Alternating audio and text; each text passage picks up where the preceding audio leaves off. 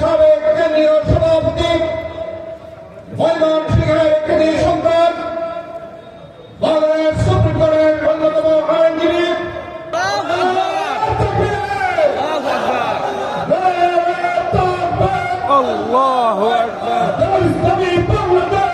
আকবার, জিন্দাবাদ। আলহামদুলিল্লাহি রাব্বিল আলামিন, والصلاة والسلام على سيد المرسلين وعلى آله وأصحابه أجمعين। বাংলাদেশ জামাত ইসলামী নেত্রকোনা জেলা শাখার আয়োজিত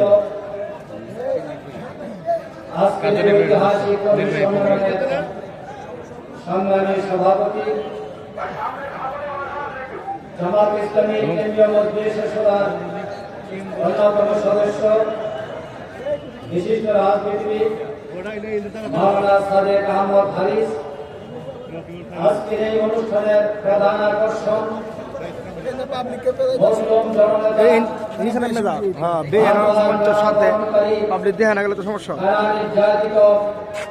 সংগ্রামী জননেতা, সাবেক এমপি, বিশ্ব ইসলামী আন্দোলনের মজলুম সংগঠন বাংলাদেশ জামাত ইসলামী সম্মানিত সেক্রেটারি জেনারেল অধ্যাপক মিয়া গোলাম পরোয়ার, সম্মানিত বিশেষ অতিথিবৃন্দ, কেন্দ্রীয় সাংগঠনিক সেক্রেটারি ডক্টর সামিউল হক ফারুকী, মঞ্জুরুল ইসলাম ভূঁইয়া, মাওলানা নামুল হক, মাওলানা মুফতি আবু ইউসুফ, কিশোরগঞ্জ জেলার সংগ্রামী আমির অধ্যাপক রমজান আলী, শেরপুর জেলা আমির মাওলানা হাফিজুর রহমান সহ নেতৃবৃন্দ, অমুসলিম ভাই ও বোনেরা, সাংবাদিক বন্ধুগণ, কর্মী সম্মেলনে উপস্থিত সংগ্রামী ভাই ও বোনেরা, আসসালামু আলাইকুম ওয়া রাহমাতুল্লাহি ওয়া বারাকাতুহু।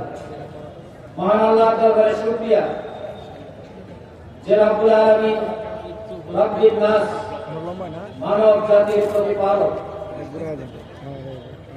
রাব্বিল মাশরিকাইনি ওয়াল মাগরিবাইন, যিনি মাগরিব এবং মাশরিকের প্রভু, যিনি এই পৃথিবীতে আসমান এবং জমিনে যা কিছু আছে সব কিছুর মালিক এবং প্রতিপালক, সেই মহান আল্লাহর দরবারে শুকরিয়া আদায় করছি। আলহামদুলিল্লাহ।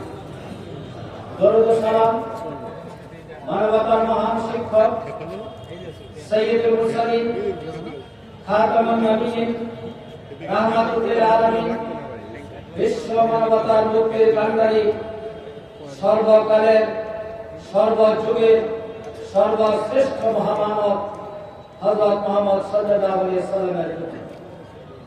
We are the follower of Islam. We are the follower of Prophet Muhammad sallallahu alaihi wasallam. সম্মানিত বন্ধুগণ, একটি হাদিস দিয়ে আমি আমার বক্তব্য শুরু করতে চাই। হযরত ওমর রাদিয়াল্লাহু আনহু বলেছেন, তারিখ ইবনে শিহাব থেকে বর্ণিত, তিনি বলেছেন, হযরত ওমর ব্যক্ত করেছেন, আমরা ছিলাম একটি অসহায় জাতি, বিশ্বে কোথাও আমাদের কোনো মর্যাদা এবং সম্মান ছিল না। ইসলাম আমাদেরকে সম্মানিত করেছে, ইসলাম আমাদেরকে বীরের জাতিতে পরিণত করেছে, ইসলাম আমাদেরকে শাসক জাতিতে পরিণত করেছে, ইসলাম আমাদেরকে গৌরবান্বিত এবং মহিমান্বিত করেছে। কোন ব্যক্তি যদি সম্মানিত হওয়ার জন্য, শাসক হওয়ার জন্য, সুবিধা নেওয়ার জন্য ইসলাম ব্যতীত অন্য কিছু অবলম্বন করে, তাহলে আল্লাহ রাব্বুল আলামিন আবার আমাদেরকে অপমানিত, লাঞ্ছিত এবং অবদস্ত করবে। সম্মানিত ভাইরা, বাংলাদেশ স্বাধীন হয়েছে 54 বছর যাবত। এই 54 বছরের মধ্যে 24 বছর রাষ্ট্র চালিয়েছে আওয়ামী লীগ, 14 বছর চালিয়েছে বিএনপি, 9 বছর চালিয়েছে হুসাইন মোহাম্মদ এরশাদ, 7 বছর চালিয়েছেন আমাদের সেনাবাহিনী সামরিক আইনের মাধ্যমে। এই 54 বছরে জামাত ইসলামীর মাত্র 2 জন মন্ত্রী 2001-2006 এই 5 বছরে 3টি মন্ত্রণালয় পরিচালনা করেছেন। প্রথমে নিজামী সাহেব কৃষি মন্ত্রণালয়, পরে শিল্প মন্ত্রণালয়, আলী হাসান মোহাম্মদ মুজাহিদ সাহেব সমাজ কল্যাণ মন্ত্রণালয়। দুজনে এই একই মেয়াদে 3টি মন্ত্রণালয় পরিচালনা করেছেন। বাংলাদেশে 54 বছরে এমন কোন মন্ত্রণালয় নেই যে মন্ত্রণালয়ে দুর্নীতি হয় নাই, দুর্নীতির দায়ে মন্ত্রীরা অভিযুক্ত হন নাই। কিন্তু নিজামী আর মুজাহিদের বিরুদ্ধে একটি দুর্নীতির বক্তব্য কেউ উত্থাপন করতে পারে নাই। এই 54 বছরে যারা দেশ শাসন করেছেন, এই দেশকে দুর্নীতি মুক্ত করতে পারেন নাই। কিন্তু নিজামী এবং মুজাহিদ বাংলাদেশের 3টি মন্ত্রণালয়কে দুর্নীতি মুক্ত করতে পেরেছেন, সক্ষম হয়েছেন, আন্তর্জাতিকভাবে স্বীকৃতি পেয়েছেন। সুতরাং প্রমাণিত হয়, জামাত ইসলামী যদি সকল মন্ত্রণালয়ের দায়িত্ব গ্রহণ করে, তাহলে বাংলাদেশে আর কোনো দুর্নীতি থাকবে না। আজকে দুর্নীতির বিরুদ্ধে এত বক্তব্য, এত জিহাদ, একজন দুর্নীতির বিরুদ্ধে জিহাদ করে ক্ষমতায় এসেছিলেন, আর তিনি সবচেয়ে দুর্নীতিবাদে রূপান্তরিত হয়েছে। সম্ভব নয়, কারো পক্ষে সম্ভব নয়। কারণ দুর্নীতি থেকে মুক্ত থাকার জন্য একটি আদর্শ দরকার, আর সে আদর্শের নাম হল ইসলাম। সে আদর্শের নাম হল ইসলামী মূল্যবোধ, নৈতিক মূল্যবোধ, যেটা জামাত ইসলামী ছাড়া আর কারো মধ্যে নেই।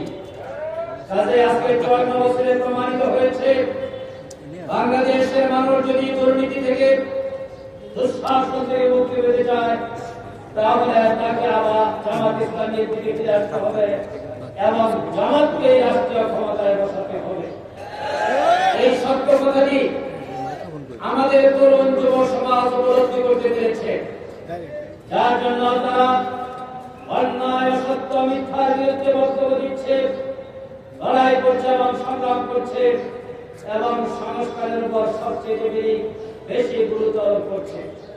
আমরা বলেছি, জামাত ইসলামের আমির he is the first person after 5th August, 9 October ভোটের ওয়েস্টিনে বাংলাদেশের বিশিষ্ট নাগরিক, সাংবাদিক, বুদ্ধিজীবী, অবসরপ্রাপ্ত সামরিক কর্মকর্তা, অ্যাম্বাসেডর এবং জাতির জাগ্রত বিবেকের সামনে প্রেস কনফারেন্সের মাধ্যমে 10 দফা সংস্কার চুক্তি উপস্থাপন করে বলেছিলেন, এই অবস্থায় যত দ্রুত সম্ভব নির্বাচন করে নির্বাচিত সরকারের হাতে ক্ষমতা তুলে দিতে হবে। তবে তার আগে এই 10টি জায়গায় সংস্কার করতে হবে। তার একটি জায়গা ছিল ইলেকশন কমিশনকে সংস্কার করতে হবে। কারণ বাংলাদেশে গত 15.5 বছরে